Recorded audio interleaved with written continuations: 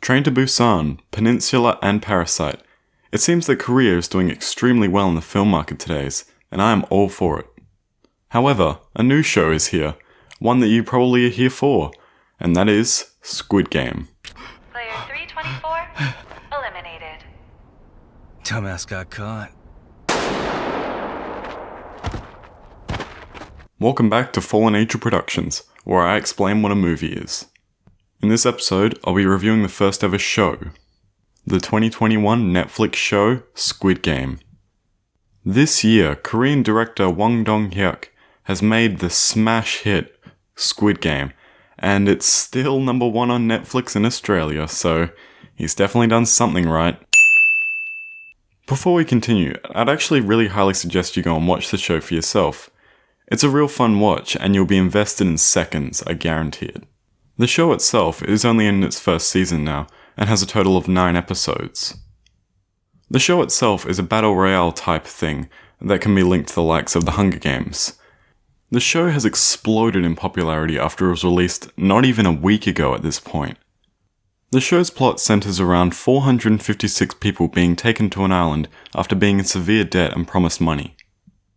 After they're forced to compete in children's games that could cost them their life if they lose. I binged this show so fast in 2 days, and I felt myself caring so much for the characters. This show does so much right, and I'd love to just talk about it for hours, but unfortunately I can't, so let's just get into it and get down to the ratings. Now I'm sorry, but I have been getting stuff wrong in my past reviews. I've been leaving out ending, which was a mistake I made, but I still want to leave it out, and I'd like to also replace awesomeness. So, instead of ending, I'm replacing it with creativity. And I'll be replacing awesomeness with entertainment value. Now first up is originality. I could do the obvious and link it to the likes of Hunger Games, but I'm not going to do that, because apart from just some things that might be similar, it's nothing like it. It's a completely original plot, and even the ending just makes it so far different from the Hunger Games. 9 out of 10. Next is storyline. This might sound a little amateur, but I love storylines that I just can't see where they're going. And this show does that with flying colours. It was such an entertaining watch, and I can't wait to rewatch it. 10 out of 10. Third, as always, is script. For most of the challenges, the script isn't really present, but when it is in the show, it is absolutely astonishing.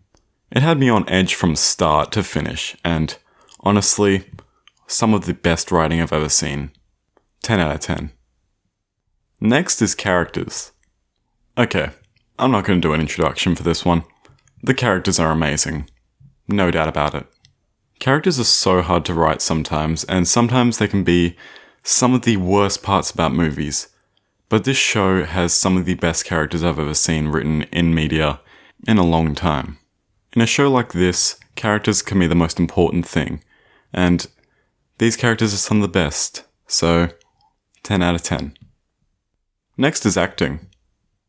Probably one of the highlights of the first episode was the acting of Kung Yu, who was also in Train to Busan as the main character. I really respect his acting, and everyone else in the show is an amazing actor.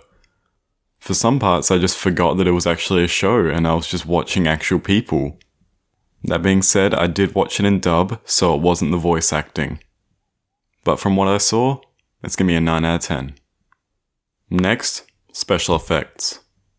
Honestly, incredible special effects. Some things I did realize were CGI, but they didn't really bother me that much because they were that well done.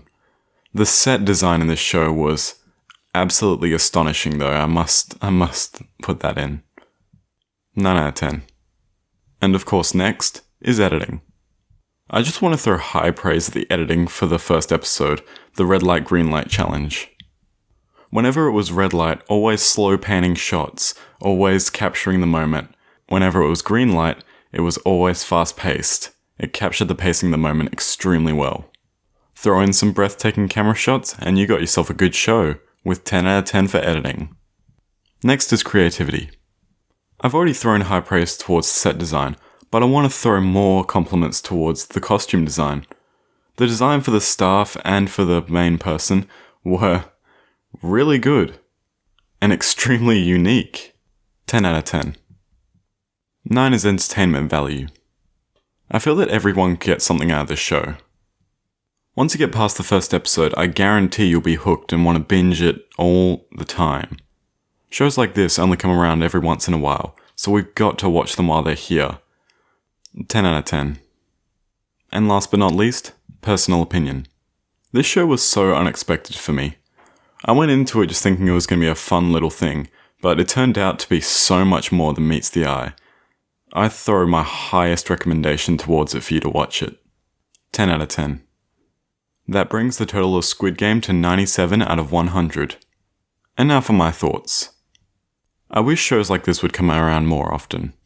It's not that often that in mainstream media like this, we see shows take risks like this show did, and it's honestly amazing to see a show as good as this. Thanks for watching. This one was a bit rushed because I got the Dr. Sleep review in the background, but of course, I had to make this review as fast as I could. I'll join you next time for the Dr. Sleep review.